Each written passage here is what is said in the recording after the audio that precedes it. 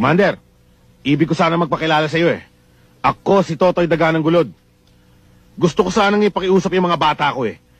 Marami akong kasangga rito mga pader. Pwede ba natin pag-usapan yan? Anong klaseng usapan? Yung may kulay. Anong klaseng kulay? Yung kulay ng mga bayani. Rojas? Quezon? O... Aquino? Ha? Ha? Huh?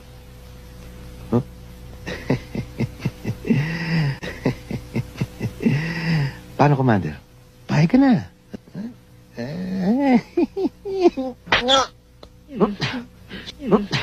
Sinusulan mo ko? Hindi mo. Gusto mong tanggalin ko lahat ng kulangot sa butas ng ilong mo? Wag mo. Ha? Ayoko. Tarantado ka. Aray. Kasi